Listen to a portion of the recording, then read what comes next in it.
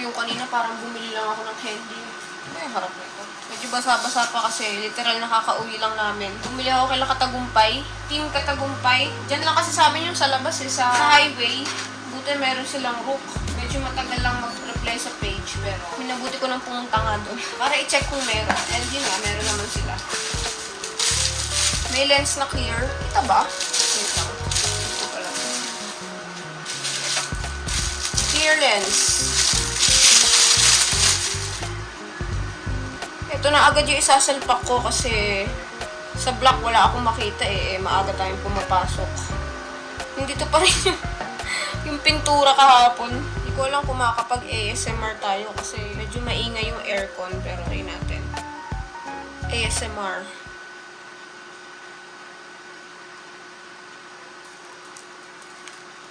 Sheesh! At yung pinaka-helmet.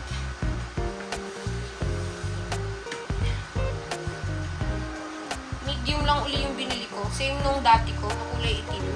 Na ang gumagamit na ngayon is si OBR. Chinam! Pearl white. Para kakulay ni 30. Pero hindi siya ganun kasing kulay ng pagka-white ng Fazio.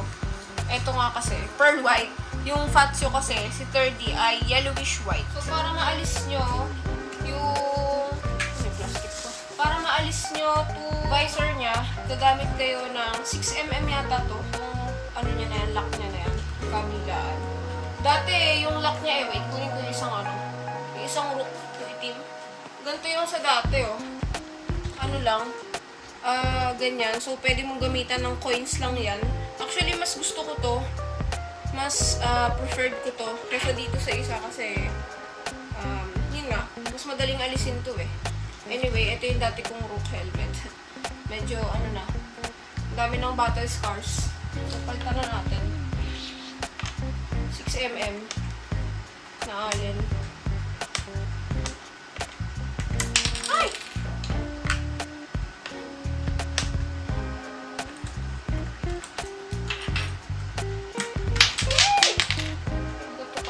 Sa gilid yun. Wala sa isip ko. Sabihin natin. Ay! Chinam! Pogi, diba? May nakalagay naman dito na kung para saan siya Ito. Left. Then this one.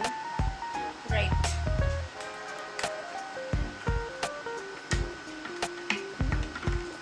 Tapos parang may nakausling something dito. Ay! Ano ba yan? Clumsy as ever! May nakausli na something. Papasok na dito may butas. Dapat sakto yun. Then, sara nyo lang ulit ko.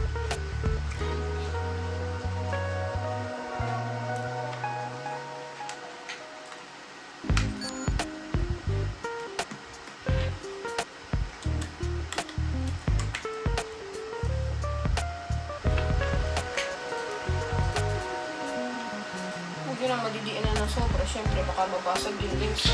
Leather din pala yung loob niya. Para makita niyo.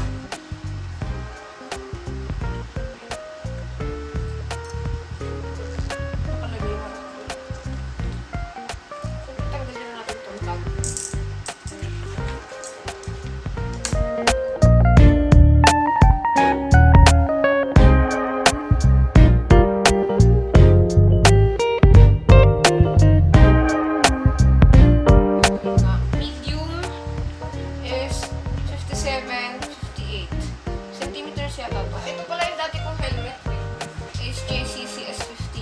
Nakakabit yung foam kasi nilabhan ko Saka kukunin ko na yung mga yung mga wires niya. And syempre ito intercom.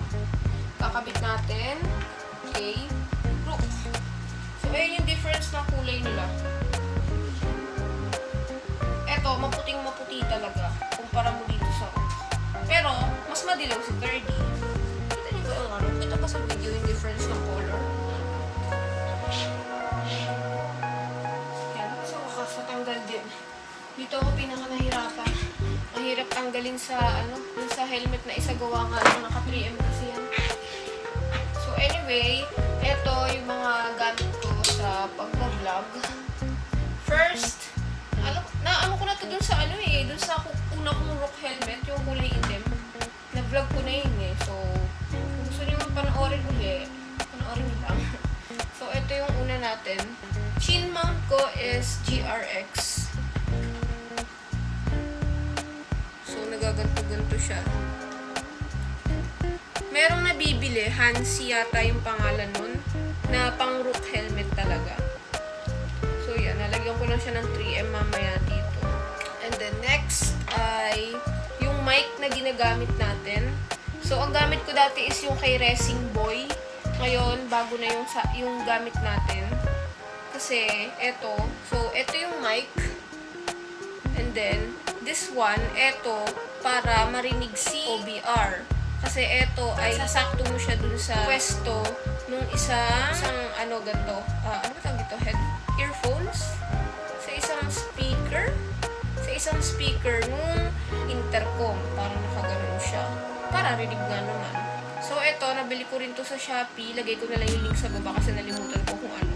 Pero kung papipiliin ako sa quality ng mic niya, mas maganda yung kay Racing Boy. Ito kasi, kung maririnig sa mga videos ko, clear yon kasi na-edit ko na yun. Pero kapag ka hindi siya edited, galagay ko ng sample na walang edit.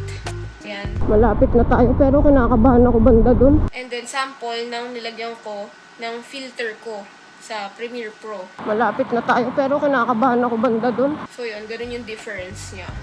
Pero kayo bahala kung gusto nyo bumili. Basta lalagay ko na yung link sa baba. And then next ay yung sponsored sa atin ni Freedcon, of course, KY Pro. Ayan, ang mic. And then yung dalawang earphones. So ikakabit na natin to. Nakikita nyo may mga tape sa gilid. Ito. Yun yung dating tape. I-reuse lang natin. Recycle ba? Medyo mahirap na tong part na to. Ay, saka pala itong GoPro. So, ang GoPro natin ngayon ay GoPro Hero 7 Black na nakalagay dito sa fake Ulanzi ko. Tapos, yan, may adapter pa siya. GoPro adapter. Para marinig tayo sa mic. Kasi, kung wala ka nitong adapter, hindi ka maririnig. Napaka-arte ng GoPro. Medyo may kamahalan din to. Na parang nabili ko to second hand. Nasa 2,000 plus din. 2,500 yata. Second hand na yun nasa 2 plus pa rin. Kasi yun nga, ito, second hand ko lang din binili. Kasi binenta ko yung Hero 5 ko. And then, yun nga, nag-upgrade tayo sa 7. Kabit na natin itong intercom muna. Siyempre, tanggalin na natin yung mga foam. Ito rin nagustuhan ko kay Rook. Napakadaling tanggalin ng foam. Napakadali ding ibalik. May tatlong butones. Oh, hindi na butones. Oh, bago ah. Di bago yun ah. Wow! Intercom ready na rin siya. Ngayon ko lang na ano to ah. Yung sa dating dating Rook, butones din to. 3. Ngayon pinalitan nila ng Velcro na lang. Tapos, intercom ready na rin siya. Kita nyo ba? Ayun oh. Ito oh. Yung dating Rook, wala yan. Ngayon, meron na. Abon, taray oh. Ito, butones din. Tapos, dito, Velcro sa taas. Yan, ganun lang kadali. Then, of course, the other one.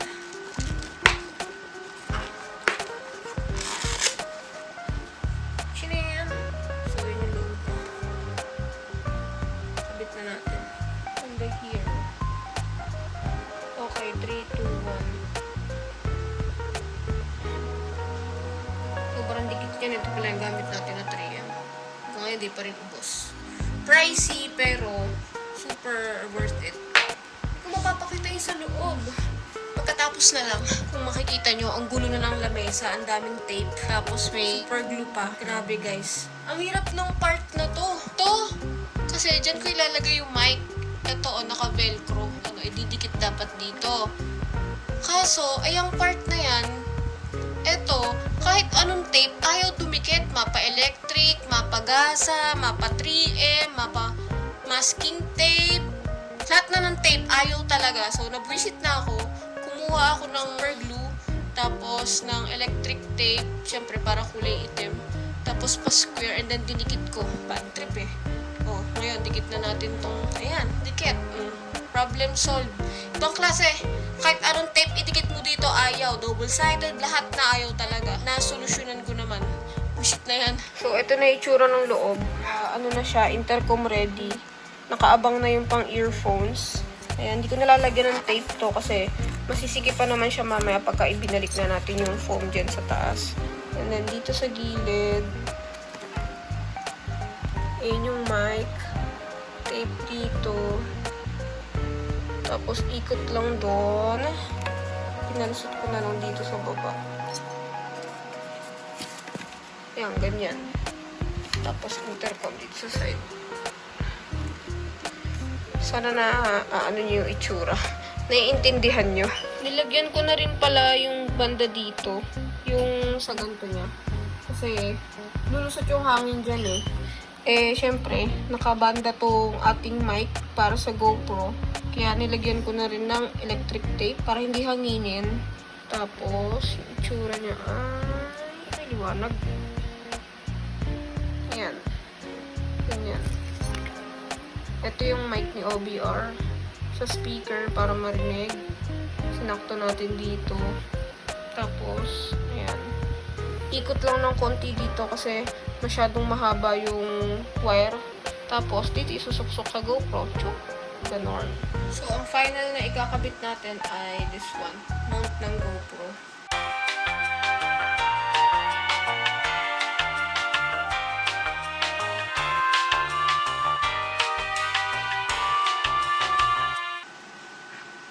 Yawa! Masyadong gilid! Ulit! Gano'n ba kadikit ang 3M? Ay, hindi masyadong kita. Hindi nalalaglag. Dikit na dikit. Chine yung lutang-lutang lang.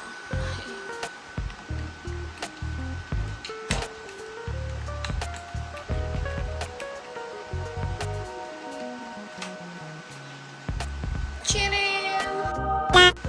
Pogi.